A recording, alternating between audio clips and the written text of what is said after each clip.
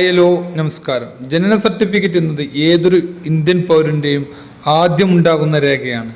അതുകൊണ്ട് തന്നെ അത് ഏറ്റവും ഇമ്പോർട്ടൻ്റ് ആയ രേഖയുമാണ്.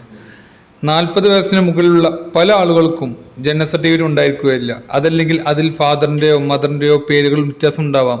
അതല്ലെങ്കിൽ എന്തെങ്കിലും തെറ്റുകളുണ്ടാവാം. പല ആളുകളുടെയും ജനന സർട്ടിഫിക്കറ്റ് നഷ്ടപ്പെട്ടിട്ടുണ്ട്. അതുപോലെ പല ആളുകളുടെയും കയ്യിൽ പഴയ മോഡൽ ജനന സർട്ടിഫിക്കറ്റാണുള്ളത്. ഇതിനെക്കുറിച്ചെല്ലാം വിശദമായിട്ട് നമുക്ക് നോക്കാം. അപ്പോൾ പുതിയ വീഡിയോയിലേക്ക് ഏവർക്കും സ്വാഗതം. വീഡിയോയിലേക്ക് കടക്കുന്നതിന് മുൻപായി നിങ്ങളുടെ ജനന സർട്ടിഫിക്കറ്റിൽ എന്തെങ്കിലും മിസ്റ്റേക്ക് ഉണ്ടെങ്കിൽ എസ് എന്നും എല്ലാം കൃത്യമാണെങ്കിൽ നോ എന്നും കമൻറ്റ് ചെയ്യാൻ മറക്കരുത്. എന്താണ് മിസ്റ്റേക്ക് എന്നും കൂടി മെൻഷൻ ചെയ്താൽ അതെങ്ങനെ തിരുത്താം എന്നും കൂടി നമുക്ക് പറയാവുന്നതാണ്. അതുപോലെ തന്നെ 40 വയസ്സ് കഴിഞ്ഞ ആരെങ്കിലും നിങ്ങളുടെ കൂടെ ഉണ്ടെന്നുണ്ടെങ്കിൽ അവർക്ക് ജനന സർട്ടിഫിക്കറ്റ് ഉണ്ട് എന്നുണ്ടെങ്കിൽ എസ് എന്നും ഇല്ലെങ്കിൽ നോ എന്നും കമൻറ്റ് ചെയ്യാൻ മറക്കരുത്. അപ്പോൾ നമുക്ക് വീഡിയോയിലേക്ക് കിടക്കാം. ആദ്യമായി നമ്മൾ നോക്കുവാൻ പോകുന്നത് ജനന സർട്ടിഫിക്കറ്റിലുള്ള മിസ്റ്റേക്ക്, അതായത് തെറ്റുകൾ എങ്ങനെ തിരുത്തുമെന്നാണ്. അതായത് നിങ്ങളുടെ ജനന സർട്ടിഫിക്കറ്റിൽ ആളുടെ പേരാണ് തെറ്റെന്നുണ്ടെങ്കിൽ, 5 വയസ്സിന് താഴെയുള്ള കുട്ടിയാണെന്നുണ്ടെങ്കിൽ പ്രത്യേകിച്ച് ഒരു രേഖയുടെ ആവശ്യമില്ല. നിങ്ങൾക്ക് കേസ്മാർട്ട് എന്ന വെബ്സൈറ്റ് വഴി സ്വന്തമായിട്ട് തന്നെ ഫാദറിൻ്റെയോ അതല്ലെങ്കിൽ മദറിൻ്റെയോ ആധാർ കാർഡ് വെച്ച് അപേക്ഷ നൽകിയാൽ 2-3 ദിവസത്തിനുള്ളിൽ റെഡിയാകുന്നതാണ്.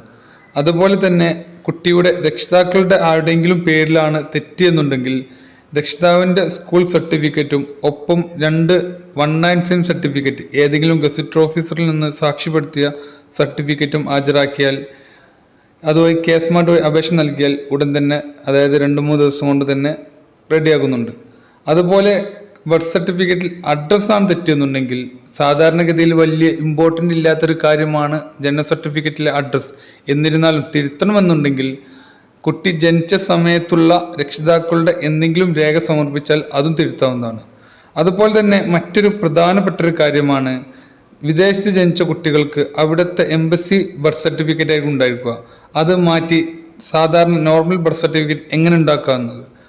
അവിടെ നിന്ന് ജനിച്ച് ആദ്യമായി ഇന്ത്യയിൽ എൻ്റർ ചെയ്ത് 1-2 മാസം കൊണ്ട് അപേക്ഷ കൊടുക്കുകയാണെങ്കിൽ വലിയ ബുദ്ധിമുട്ടില്ലാതെ ബർത്ത് സർട്ടിഫിക്കറ്റ് കിട്ടും. അതല്ല കുറച്ച് വൈകിട്ടാണെന്നുണ്ടെങ്കിൽ RDO പ്രൊസീഡുമുള്ള പല ഫോർമാലിറ്റീസുകളും ഉണ്ടായിരിക്കുന്നതാണ്.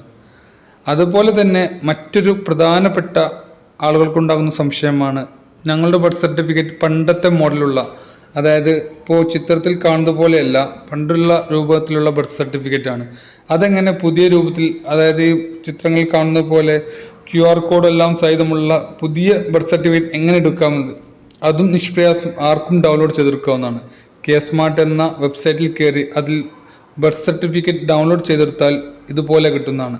ജസ്റ്റ് കുട്ടിയുടെ ഡേറ്റ് ഓഫ് ബർത്തും അതുപോലെ മാതാവിൻ്റെ പേരും ജനിച്ച പഞ്ചായത്തോ മുനിസിപ്പാലിറ്റിയോ കോർപ്പറേഷനോ ഏതാണെന്ന് വെച്ചാൽ അതും കൂടി നൽകിയാൽ അവർക്ക് തന്നെ ഡൗൺലോഡ് ചെയ്തെടുക്കാം. ഇതിൽ ഡൗൺലോഡ് ചെയ്തെടുക്കാൻ എന്തെങ്കിലും ബുദ്ധിമുട്ടുള്ള ആളുകളുണ്ടെങ്കിൽ താഴെ കമൻറ്റ് ബോക്സിൽ കോൺടാക്ട് ചെയ്താൽ നമുക്ക് സഹായം നൽകാവുന്നതാണ്. അതുപോലെ തന്നെ ഇതിനെക്കുറിച്ച് കൂടുതൽ അറിയണമെന്നുണ്ടെങ്കിൽ സബ്സ്ക്രൈബ് ചെയ്ത് തൊട്ടടുത്തുള്ള ജോയിൻ ബട്ടൺ ക്ലിക്ക് ചെയ്ത് നമ്മുടെ കൂടെ ജോയിൻ ചെയ്ത് കഴിഞ്ഞാൽ വാട്സപ്പിൽ നിങ്ങൾക്കുള്ള മറുപടിയും സഹായം നൽകുന്നതാണ്. അതുപോലെ തന്നെ ഏറ്റവും കൂടുതൽ ആളുകൾ ചോദിച്ചിരുന്ന ചോദ്യമായിരുന്നു, എനിക്ക് 40 വയസ്സായി, അതല്ലെങ്കിൽ എനിക്കൊരു 50 വയസ്സായി, ഇതുവരെ ജനന സർട്ടിഫിക്കറ്റ് ഉണ്ടാക്കിയിട്ടില്ല, ചിലപ്പോൾ വീട്ടിൽ വെച്ചായിരിക്കും ജനനം. ഇത്തരം ആളുകൾ എന്ത് ചെയ്യുന്നത്? ആദ്യമായി അവർ ചെയ്യേണ്ടത് കേസ്മാർട്ട് സൈറ്റിൽ കയറി അവരുടെ ബർത്ത് സർട്ടിഫിക്കറ്റ് ഉണ്ടോ ഇല്ലയോ എന്ന് ഉറപ്പുവരുത്തുക. ചിലപ്പോൾ അവരുടെ രക്ഷിതാക്കൾ പഞ്ചായത്തിൽ വിവരം പറഞ്ഞിട്ടുണ്ടാകാം, അവരുടെ കയ്യിൽ ചിലപ്പോൾ ഉണ്ടായിരിക്കണമെന്നില്ല, എന്നിരുന്നാലും വെബ്സൈറ്റിൽ ഉണ്ടായിരിക്കാം. അപ്പോൾ അത് വെബ്സൈറ്റിലുണ്ടോ ഇല്ലയോ എന്ന് ആദ്യം ചെക്ക് ചെയ്യുക. ഇല്ല എന്നുണ്ടെങ്കിൽ ആദ്യമായി നമ്മൾ ചെയ്യേണ്ടത്, നമ്മൾ ഏത് പഞ്ചായത്തിൻ്റെ പരിധിയിൽ നിന്നാണോ ജനിച്ചത് അതുപോലെ താമസിക്കുന്നത് ആ പഞ്ചായത്തുകളിൽ ചെന്ന് NAC certificate, non availability certificate ഉണ്ടാക്കുക. അക്ഷയ കേന്ദ്രങ്ങൾ വഴിയോ അതല്ലെങ്കിൽ ഓൺലൈൻ സേവന കേന്ദ്രങ്ങൾ വഴിയോ അപേക്ഷ നൽകിയാൽ ഏകദേശം ഒരാഴ്ച അതല്ലെങ്കിൽ 2 ആഴ്ചകളിൽ ലഭിക്കുന്നതാണ്. അതിനുശേഷം വില്ലേജ് ഓഫീസ് വഴി RDO പ്രൊസീഡിംഗ് വഴി അപേക്ഷ നൽകുക. അത് ഏകദേശം മാസങ്ങൾ പിടിക്കുന്ന പ്രൊസീജിയറാണ്. 1 മാസം 1.5 മാസമൊക്കെ പിടിക്കും.